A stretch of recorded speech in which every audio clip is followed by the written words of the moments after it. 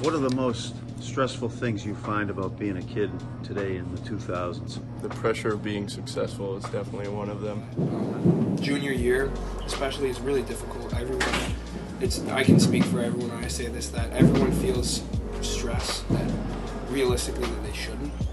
I think that a lot of people like smoke and do drugs. Yeah, now, that are our than they age. were. People judging other people. Like, judging here is so bad.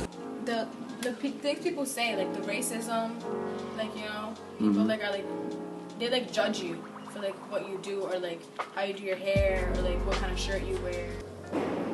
We don't talk about like how some things that you see online, that you see every single day, are just, you shouldn't expect yourself to live up to those standards. You know? I feel like I'm kind of never like well rested. Like I feel like there's always something that has to be done. Like there's no actual time to like relax.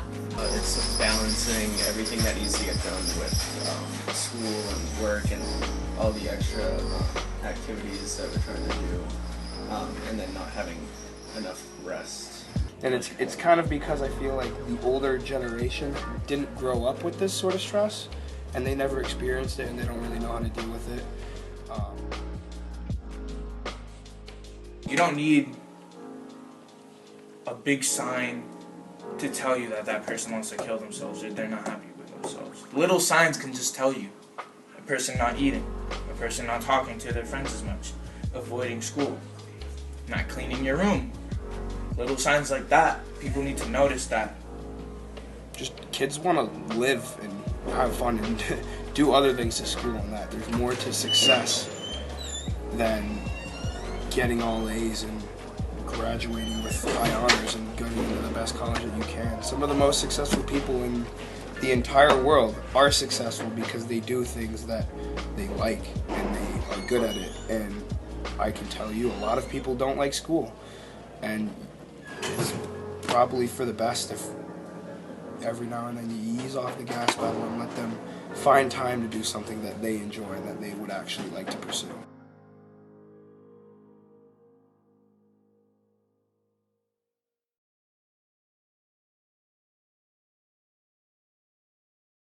You know, people always assume that you're going to have your phone on you, and it seemingly is becoming more and more of an issue when you don't.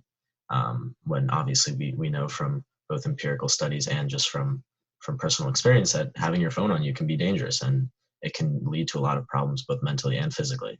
And so it's unfortunate that we all feel this dire connection to our phones.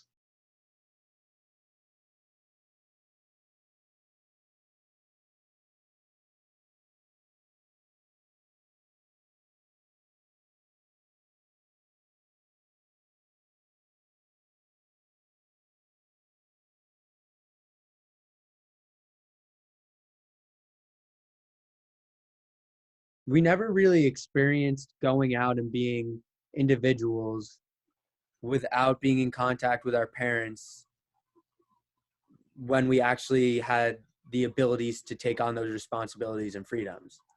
I would say, especially in school and in the environment that we're in, there's definitely always that feeling to be perfect in almost all aspects of life. And I see so many people around me who are getting into colleges, getting into their dream schools, doing what they've always wanted to. And it doesn't even seem like they're that much happier, like feeling accomplished.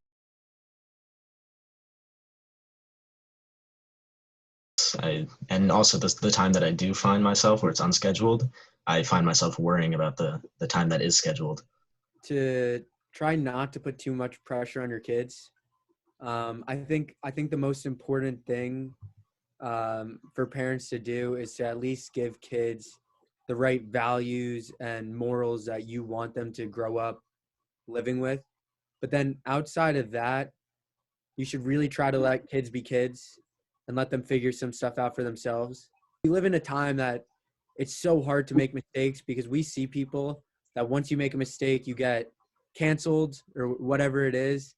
And you have to find ways to allow your kids to make mistakes in settings that isn't on the internet or isn't something public, so that they're able to grow up and learn and become their own person and figure out what they do and do not like to do. Because if not, then they're just going to follow what the internet tells them so they could avoid being canceled and do what they think they want when really they never grew up figuring out what they truly love. It goes back to the baby touching the hot stove. You can tell him as many times as you want not to touch it, but he's not going to know it's bad unless he actually touches it and, yanks his hand back. And I think that that's kind of been lost on our generation. And Eli, do you think sometimes parents are living vicariously through their children? Yeah, 100%. I think that not only are they living vicariously through the children, but they're trying to nitpick every mistake that they might have made when they were children.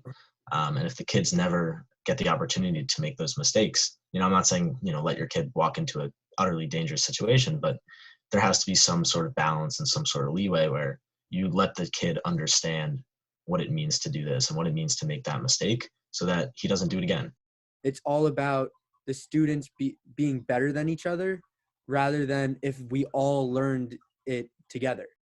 So I thought of the train as, you could really sum it up to anything. You could say it's the train of life, the train of society, big words. But I think truthfully what it is it's a constant pressure to be moving forward on one track, and everybody's kind of just trying to stay on. You're not the conductor of your own train. You're not laying the tracks. You don't know where it's going. It's at a set speed during, finals week. The train's going really fast, and you just have to do your best. Some people fall off the train. Some people stay on, hanging on by a thread. But the real issue is that it's not like everybody has their own train, which is the way it should be. It's not everybody's laying their own tracks. It's one train. We don't really know who it's set by. We don't know why it's going so fast, but that's what it is, and you kind of just have to keep up. And that's a real big pressure for kids. It seems more and more that our generation experiences general anxiety. It's not really clear where it's coming from. There's no pinpointed action that was taken to get there.